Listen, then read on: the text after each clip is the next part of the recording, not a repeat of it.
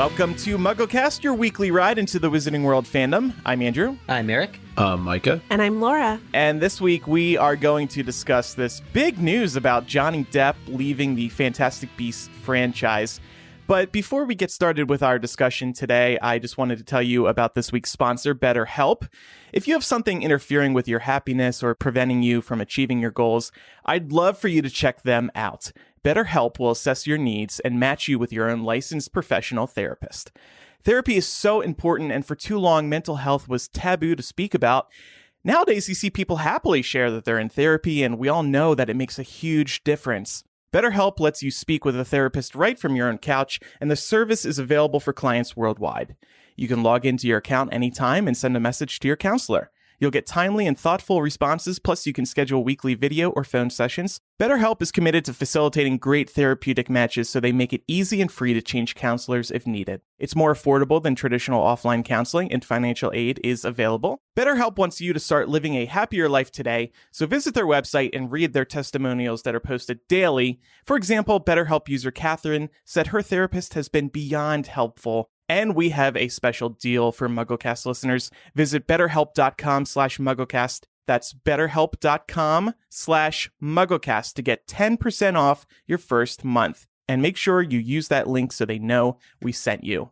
Before we get to our Johnny Depp discussion, first of all, thanks to everybody who voted, no matter who you voted for. Thank you. Thank you. Yeah, a record turnout of voters this year. It's the most people voting in any American election. And hey, why don't we celebrate by having another Harry Potter trivia night, Eric? Yes, why don't we, Andrew? You know, the coolest thing about this, I was thinking about Thanksgiving coming up, and you guys did really, really good with the spooky October Halloween themed Quizzitch Live. So I thought, wouldn't it be great to have sort of a Thanksgiving celebration where you got, around Thanksgiving, your family gathers around the table. Whose family do we know the most about in Harry Potter, and who is Harry's family? And it's the Weasleys.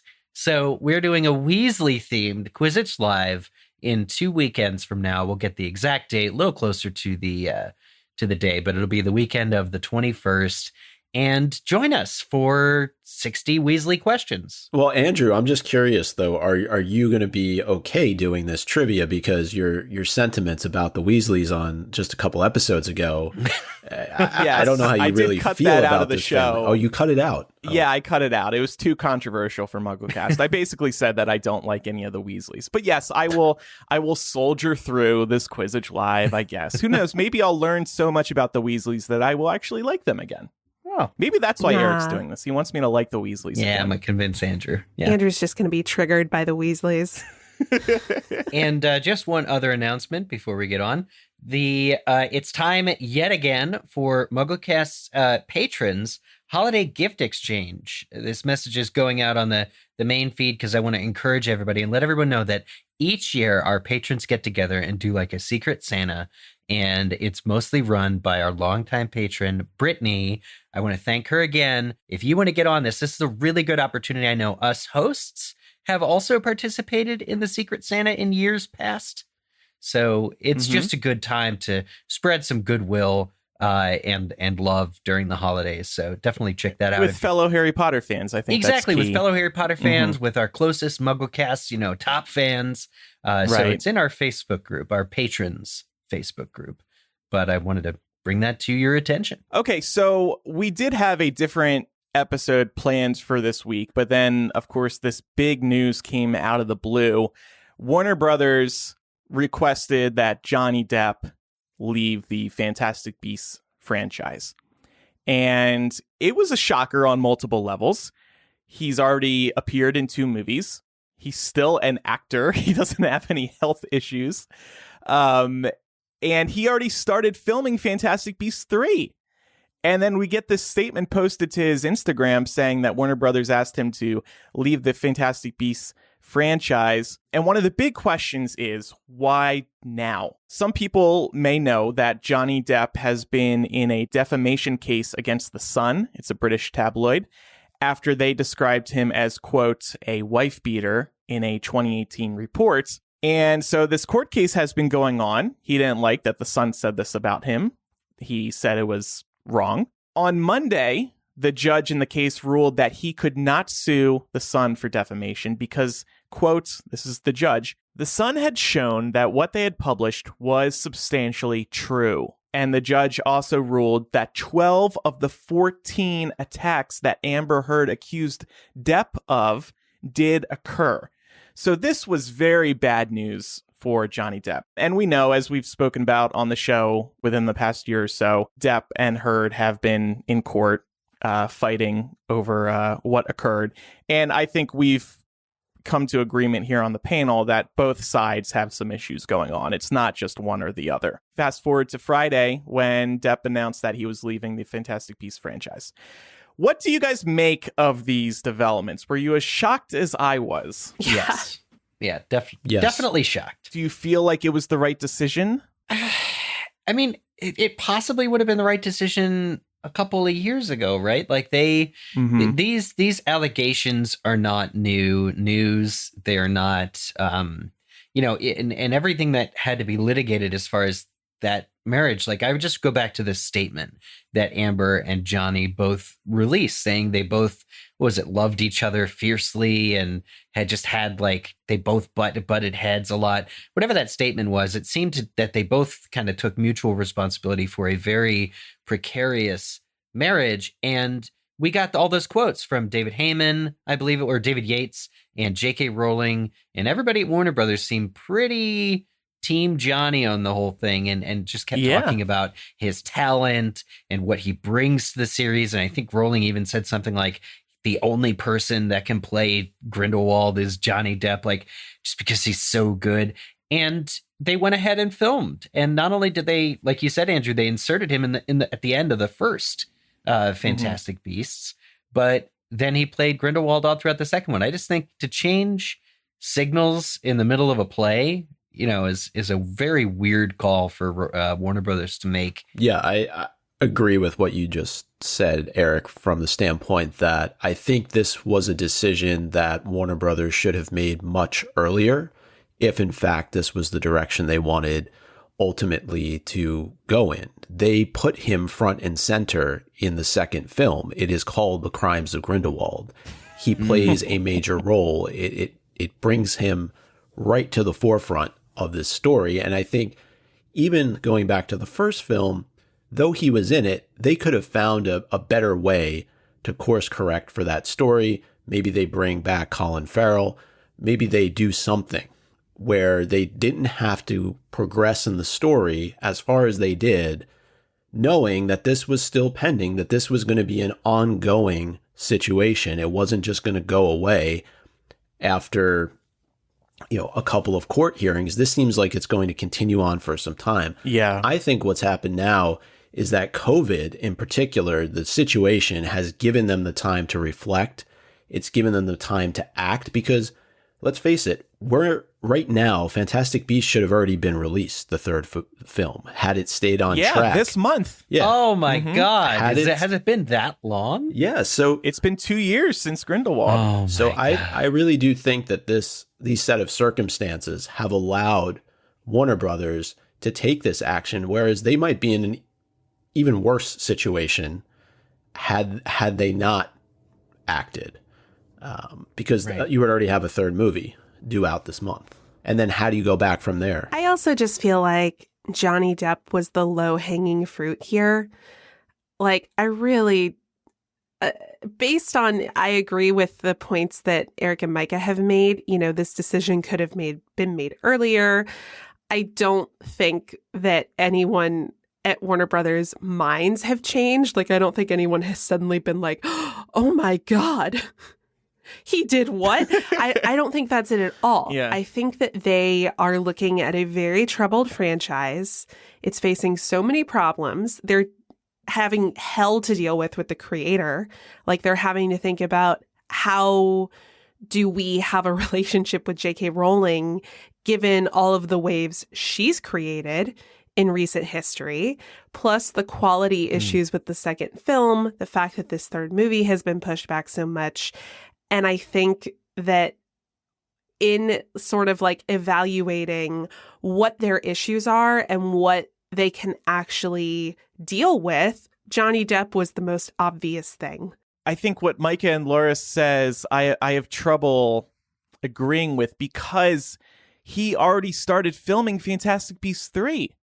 They were okay with him going into filming of that. They didn't want to stop, and now they're going to have to reshoot everything he already did with a new actor and get that new actor up to speed with this character. And, you know, this is just an embarrassing moment for Warner Brothers and the Wizarding World franchise. I think, and Micah was getting at this point, what happened was he loses this case, and like Micah said, he's going to continue to be in court for months and years to come, not just to appeal this ruling, but other issues. There's just going to be this nonstop drumbeat of negative headlines around Johnny Depp for the foreseeable future.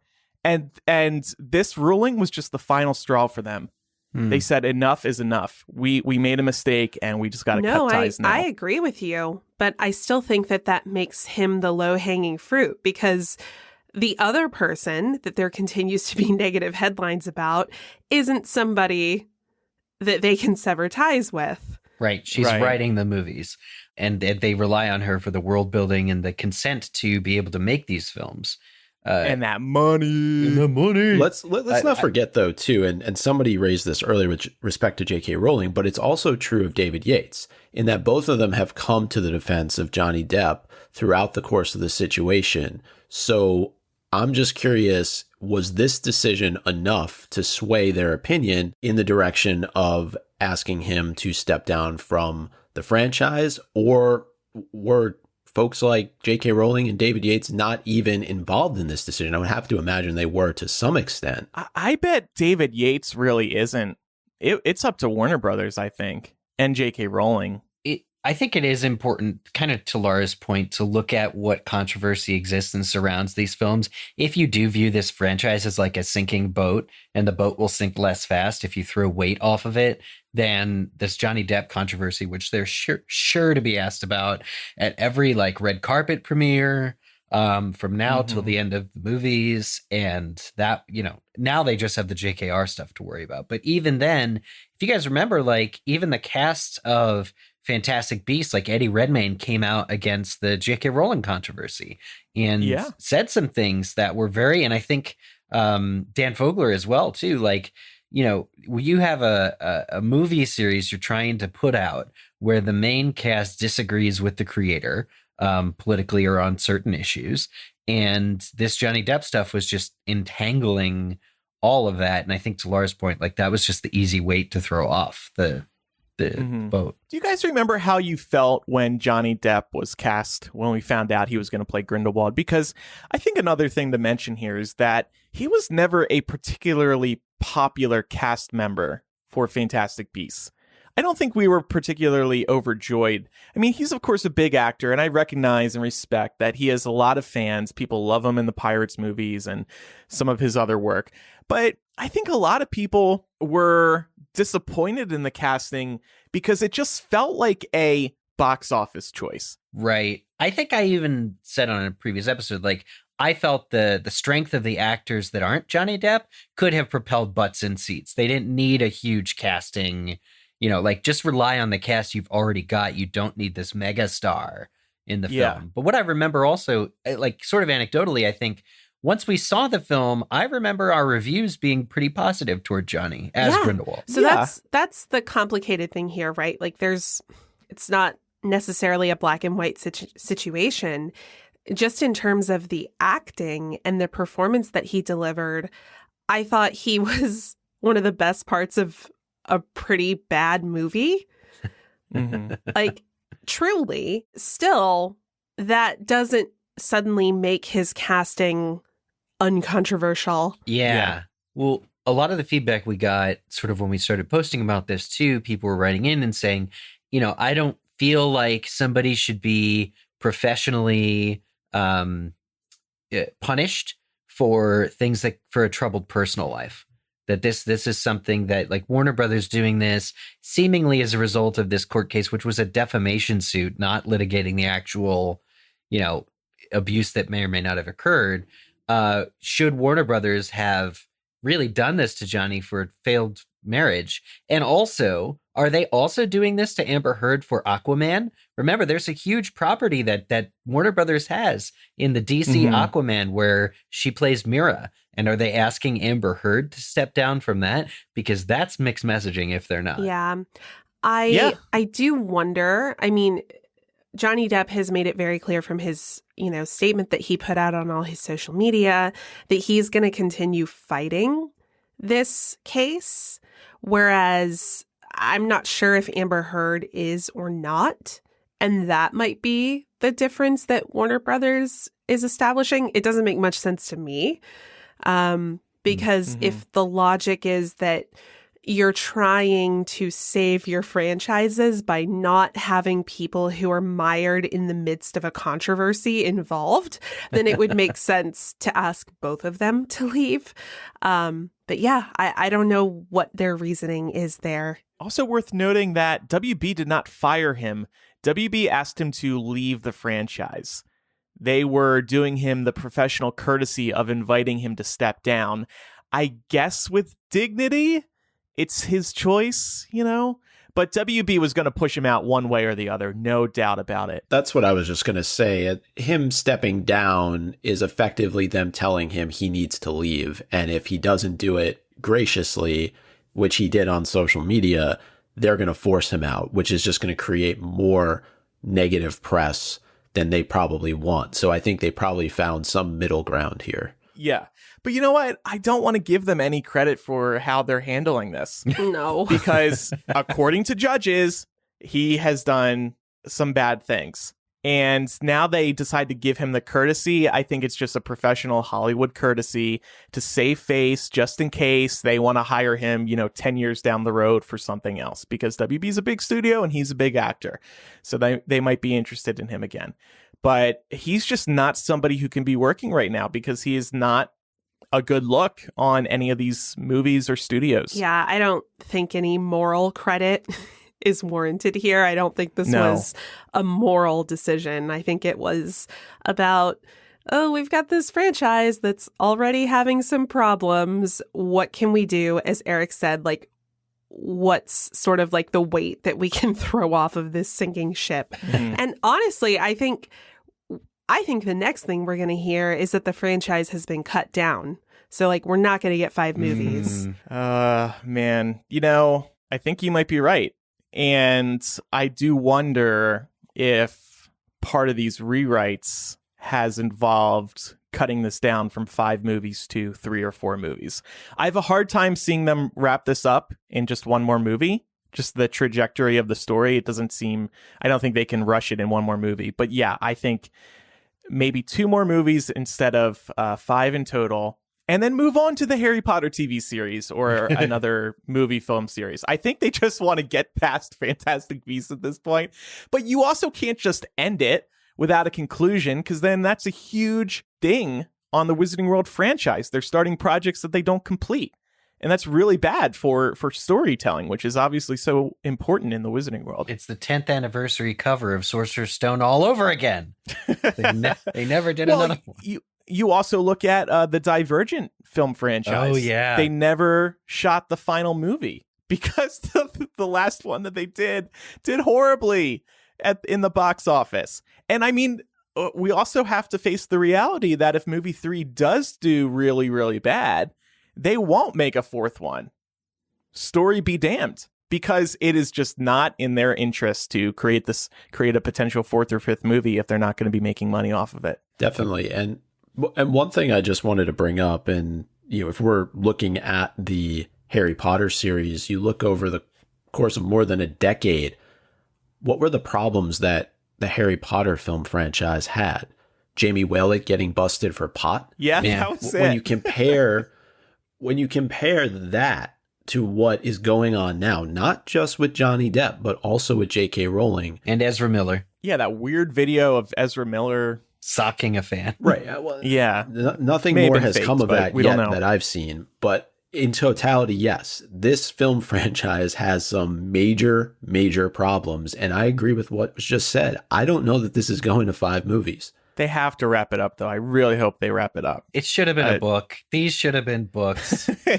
They really, I mean, because there is definitely, I think the one thing Rowling has proven is that there is a story here, right? Like Dumbledore's relationship with Newt is exciting to me. Mm-hmm. Not to mention his defeat of Grindelwald and what that relationship was like. A book would be an interesting exit to take, but I guess they would have to go back and write Fantastic Beasts 1 and 2 in book form, not the script. We don't want the series told out in a script, please. We've already dealt with that with Cursed Child. And I know people are just going to laugh about the fact that I brought up Jamie Willett, but he was pushed out of the film franchise for getting caught with marijuana. Like, let's just compare those two situations right now when we're looking at the charges that are against Johnny Depp and some of the things that J.K. Rowling has said. It is nowhere close to apples to apples. Yeah, and I mean, Jamie Willett, I think he not only had it, he was growing it. Right. Which, I mean, I don't know. Botany is a skill. Whatever. He spent too much time with Professor Sprout. If that happened in 2020, I'm not sure he would be fired for it. No. But it wasn't as cool back then. And remember, Dan Radcliffe came out against Johnny Depp a year or two ago. Remember that? He said, Jamie Willett got kicked out of Harry Potter for doing something way less worse. Oh. And, that was just another ding on the Fantastic Beasts franchise when Dan Radcliffe, former Harry Potter actor, is coming out against the Johnny Depp casting. Is this series cursed, you guys? Do we think that Fantastic Beasts is just doomed? Fantastic Beasts and the cursed franchise? And the self-inflicted wounds. I mean, COVID stalled all film productions, but it just seems like this series can't catch a break. Wasn't it the very day that they were going to start filming, they shut down, or the day after? It was like right around then, yeah. From what I've read, it seems like they have gotten a substantial amount of filming completed already. We haven't spoken about this yet, but Warner Brothers has also announced that the film is being pushed to a summer 2022 release date. So we still have basically 2 more years until this third movie is released. Man, it's 2 more years of not knowing what the heck is going on with Bunty. That's your big question, Laura? Well, I have a lot of questions. Laura, after this. I didn't want to bring this up, but she's actually having a secret love affair with Yusuf Kama, and you're going to find out about it in Fantastic Beasts 3. So don't write off Yusuf. It was actually prophesized. Yeah, it was actually prophesized. The assistant and the half brother would come together under the full moon with the cry of an alchemy. It's a whole thing. You're going to find out. Micah's been on set. He knows what's going on. I don't know. I was already, after the second movie, I was already like, I think I'm over this franchise. And now I'm just like, well, let the chips fall where they may. Yeah. I don't want to sound negative. The more time that goes by, I'm just less and less invested. Maybe the Grindelwald casting will breathe fresh life into this franchise. They get somebody really good for it. Mm-hmm. Mm-hmm. So Crimes of Grindelwald came out 2018. Right. You're looking at 4 years between movies for an already, as has been stated, sinking ship in this franchise with so many problems. And it's just hard to think that you're going to keep that level of interest. Whoever they end up casting for Grindelwald, sure, it may help, but I'm struggling now to see this franchise making it to the finish line. And that's why they need to be throwing us some bones. Give us the title while we're waiting. Give us some photos while we're waiting. Keep people excited. Yeah. But you know what's really going to happen? It's going to be radio silence for the next year or so. Right. And then, of course, they're going to promote it at some point, but it's going to be quiet for a while and people are just moving on from it. There's nothing else happening in the Wizarding World franchise. We've got the podcast and other fan created material, which is great, but there's nothing official coming other than this video game and these illustrated editions. But, well, we're going to talk about who should play Grindelwald now. We're going to get to the fun part of the discussion soon. I don't know about y'all. I could use a drink after the past week. Sure. Just one? Well, yes, actually, just one. Just a bottle? If you're of legal drinking age. Yes, actually. Full we have a bottle. new sponsor this week. Micah, let me do the ad.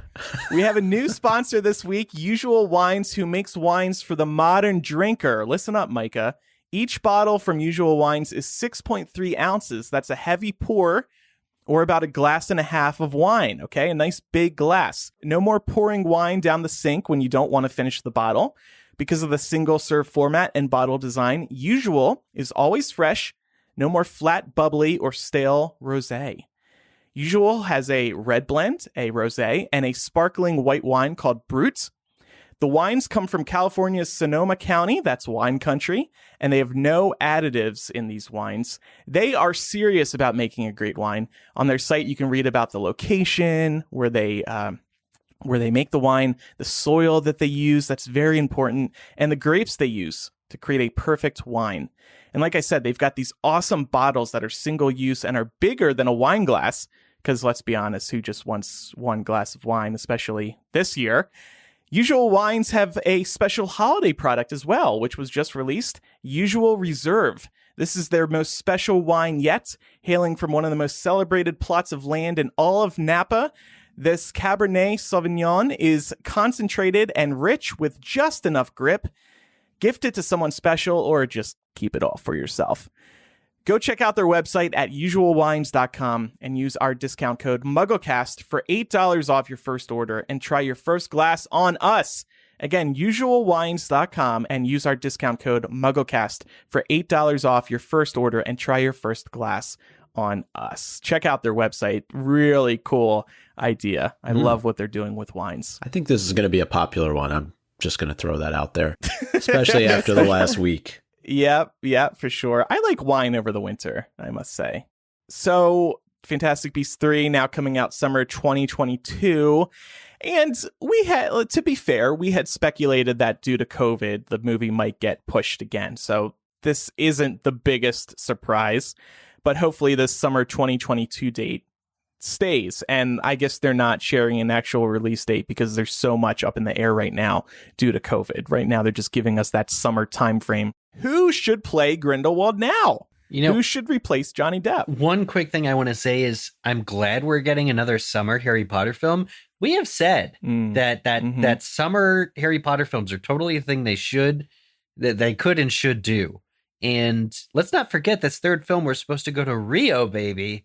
I'm going to feel it. I'm going to feel it with the sunshine and the suntan lotion and the coconut little tiki drinks.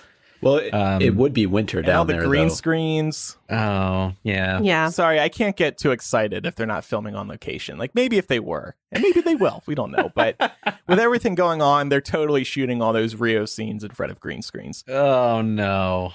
Well, maybe Newt and company just go to Rio and they're like, you know what? It's actually pretty nice here. And then that's the end of the story. They just retire to Rio. And they were never seen from again. All was well. The end. Goodbye. 19 years later, everybody's got kids. They're still hanging out in Rio. Anyway, so yeah, that is a good point, Eric. We love the Harry Potter summer releases. Those are some of the best memories, I think. Mm-hmm. Okay, so who should play Grindelwald now? I've seen a couple of popular suggestions. Let's just get the big one out of the way now. Colin Farrell. He played Graves in Fantastic Beasts 1. I want to hear you all explain why he should play Grindelwald, and then I'll tell you why this doesn't make sense. I mean, I what know makes that sense right now? True. He is a fan favorite, and I also quite enjoyed him in the first film, but I too have found myself thinking, how would this make any sense? Well, in terms of the story. Yeah, because let's not, the amazing work that Colin Farrell put into playing what we thought was the character of Graves, which was in fact Grindelwald posing as Graves. But I've been clamoring for Colin Farrell to come back anyway as like the original Graves, because we never met that guy. It's kind of like an imposter Moody sort of situation where if Grindelwald has anything to do, in America still, or wants to fly under the radar, even though his cover's been blown, I could see Colin Farrell being his disguise that he chooses, to go back as Graves. I don't know. That's kind of where my thought process was on that. The reason I don't think this can work, and of course I too loved Colin Farrell in Fantastic Beasts 1, and I think we were hoping we would see him again in the second movie, and so far we haven't. Imagine watching these films back and you see Colin Farrell playing Graves, and then starting in Fantastic Beasts 3, he's playing Grindelwald. If you watch these movies back, it's just not going to make sense. If you forget about the first two movies, and some might be in favor of that, okay, that's fine. You're not thinking about Colin Farrell already playing somebody else in this series. But the fact that he's already appeared as somebody, and they can't change his appearance so much that you won't even recognize him, right? It just doesn't work. Yeah, I think that Colin Farrell may have been more of a knee-jerk reaction in terms of who we think could play Grindelwald. As you talk about it, it probably makes a little bit less sense. It would take a lot of creative writing on the part of J.K. Rowling and Steve Kloves to find a way to make it all work and to make it work in most people's heads. So I tend to think, I agree with you, Colin Farrell, let's see him come back as Graves at some point in the future, not Grindelwald. Retweet. How about this one? Jamie Campbell Bower. He already played Grindelwald in the Harry Potter movies. Well, I've seen some people suggest this, and I love this idea. Wasn't he in Crimes of Grindelwald too? In the flashback in the mirror? Was he? Oh, right. Yeah. They used him in the mirror. Here's the problem with that is then you're getting into a big age difference between Jude Law and Jude Law as Dumbledore and then anyone else. Now, Grindelwald's actually the older boy. And I actually looked this up and found that Johnny Depp is 9 years older than Jude Law. But Jude Law is now, doing the math, 1972. So he's now almost 50. So you need a guy, Jamie Campbell Bower, I think is probably still in his early 30s. I don't think that works to have them opposite each other. Yeah, I mean, we can't discount the use of like makeup and prosthetics and things like that. But I do agree, like when you start talking about an age difference of like 20 plus years, it does get a lot harder. I feel like if you've got people who are within a decade of each other, you can work with that. Mm-hmm. Yeah, I was kind of hopeful that they would be able to age him up enough, but maybe not. It would just be so great because he's already played Grindelwald. I also think, physically, him and Johnny Depp have very different appearances, just their size. Jamie Campbell Bower, looks like a pretty skinny dude last time I saw him. So just to go from Grindelwald to go from Johnny Depp to Jamie would be pretty jarring as well. Yeah. What other choices? Go ahead. The choice that I like the most, and I actually tweeted this out, and this person happens to be a little bit closer to age with Jude Law, and that is Pedro Pascal. And I think folks probably most know him from Game of Thrones when he played Oberyn Martell. And there's some similarities between Oberyn and Grindelwald. I just like the fact that when Pedro played this particular character, he took over the entire screen. And that's saying something on a show like Game of Thrones, where you had so many great actors playing so many great characters. Yeah, that's a really good point. The age does line up. They're within 3 years of each other, Jude Law and Pedro Pascal. Also, I love his work on The Mandalorian, for which you do not really see his face at all, except one little Take thing. off the mask. Take off the mask, Mando. But I mean, that shows, right? His body language. You know his character, and so that would be a really good choice for somebody who commands the screen, like you said, the way that Depp did with his Grindelwald. I'd like to see that. Yeah. I think you're right. I think that's a really good recommendation. I think the challenge that Warner Brothers might have here is finding the right actor and then having that person want to be part of this franchise. That's a great point. No, and would you go into a burning building to be part of it? Yeah, like I'm not trying to be, mean or dismissive about anything. It's just like it's had so much bad PR that I wonder, this is another hurdle they're going to have to be prepared to jump. Yeah, I don't know. Money goes a long way. And And I don't know if anybody would be really turned off about joining this franchise for 1 or 2 movies. I think the biggest turnoff might be that they might have to commit to multiple movies, because that's a long-term commitment. One other thing worth mentioning about the character Oberyn Martell is that he was a lover of all, and we know that we're going to get into a relationship here between Dumbledore and Grindelwald, so I'm not sure if having that experience is a plus or a minus, but it's worth noting. Mm-hmm. So going into our Facebook comments here, and there's a lot of good examples of people who've like seen people in like long running series. So Robert Carlyle, Rachel writes in Robert Carlyle, who played Rumpelstiltskin on Once Upon a Time. She says he nailed the charismatic but deeply flawed and morally questionable character in that role. And from what I've seen of that show, I agree. I think that guy is really good at what he does. Rachel said, I hope they get a German actor for the part. I think that would be a very good idea, given Grindelwald. Greg suggested Max Rymelt would be an interesting choice. He's 36, German, and has played gay a few times. He's got intensity and charm. Max Rymelt played Wolfgang in Sense8. Uh-huh. That was his big. So a little younger for me, but I think that he'd be good at it. Steven said Tom Hardy. I think that's an interesting choice. Tom Hardy's a bit of a chameleon. I feel like he would be able to slip into the role as well. Who's this guy from Star Wars? I'm forgetting his name in the new trilogy who plays Poe. Oscar Isaac. I saw somebody suggest him. He's a fan favorite. He's very attractive and great actor. And people just love him in Star Wars. Also, talk about a sinking ship or a problematic franchise, Star Wars. Just jump from one to the other. Survived Star Wars. He should be in Harry Potter next. Yeah. I mean, that said, the new trio in Star Wars is universally loved, I think. I've also seen a number of people staying along that Game of Thrones theme suggest Nikolai Coster-Waldau for Grindelwald. He is pretty much the same age also as Jude Law. Danish, not exactly German, so but at least in the right part of the world. Mm-hmm. Yeah, I mean, he's phenomenal. Couple people said Dan Radcliffe. Wow, that was just... Well, I love the method by which people suggested him, because they're using that photo of him from Guns Akimbo, where he's desperately in a bathrobe holding, like, brandishing these two guns at the screen. Which is a great movie, by the way. If you have a chance to check out Guns Akimbo, Radcliffe is amazing in it.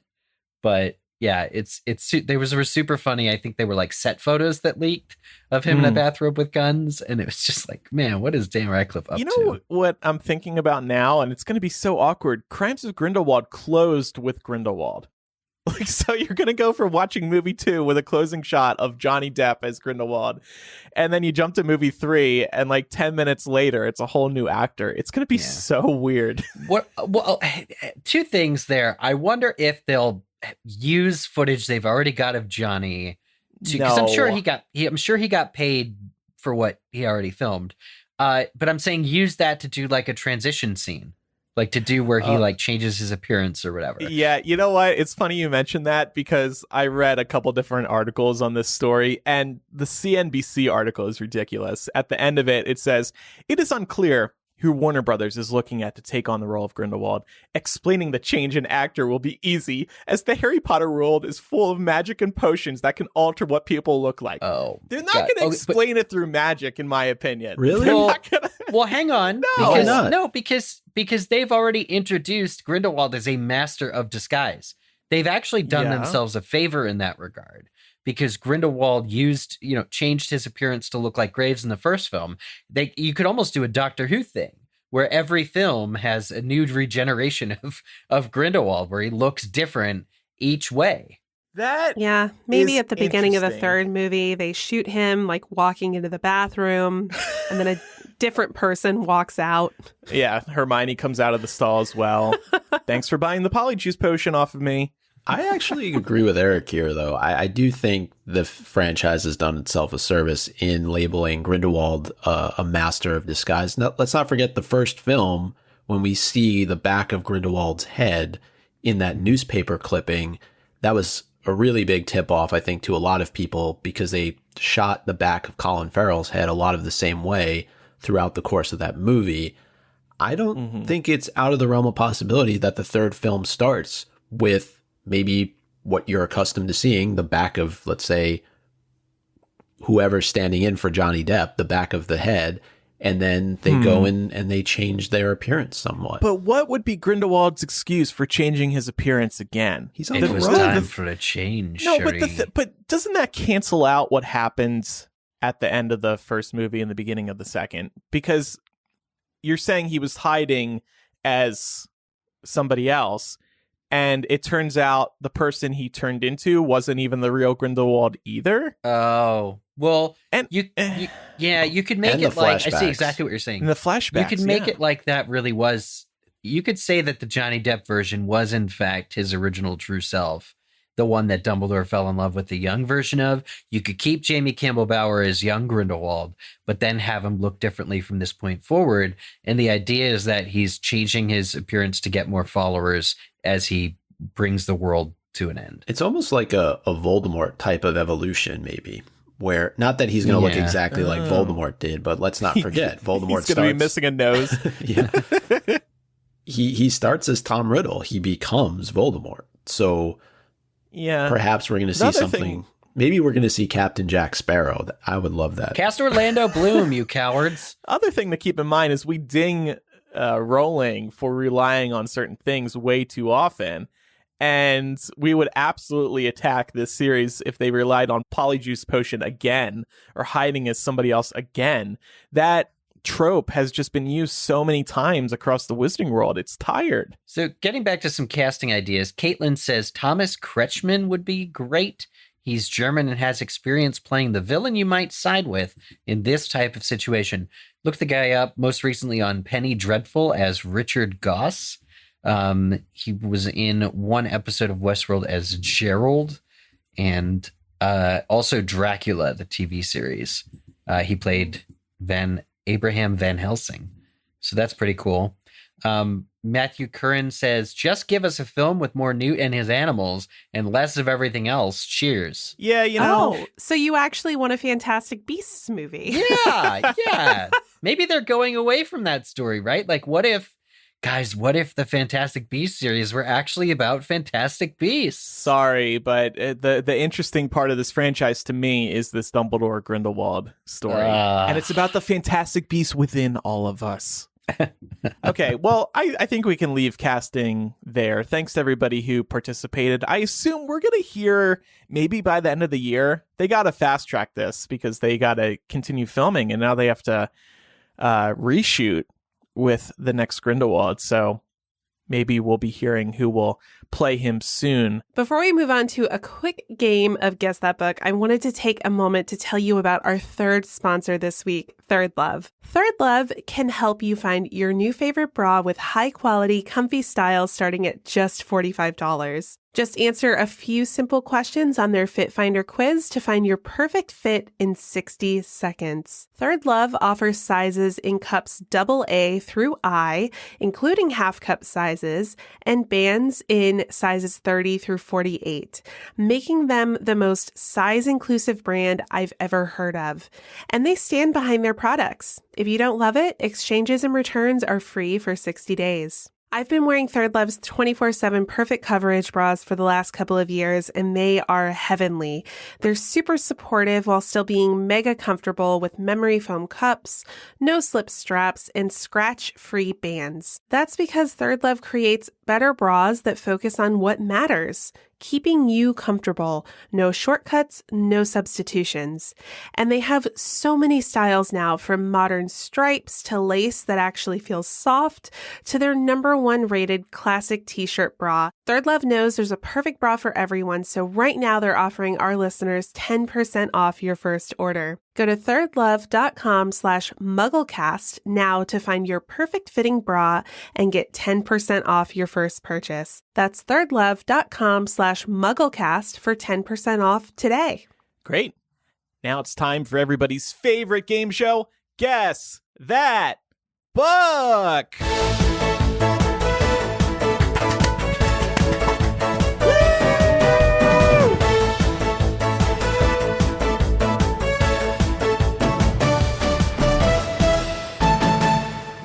Welcome to the hit MuggleCast game show, Guess That Book. On today's episode, these 3 contestants will try to guess what book these audio clips are from. Are you ready?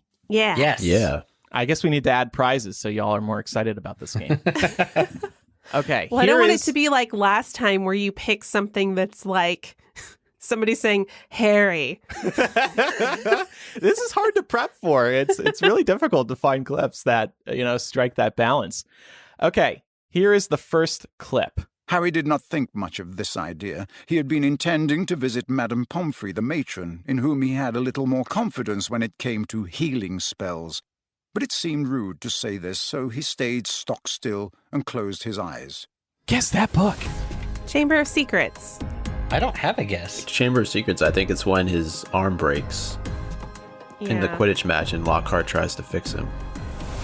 Well, I'm sorry you're wrong. What? Wow.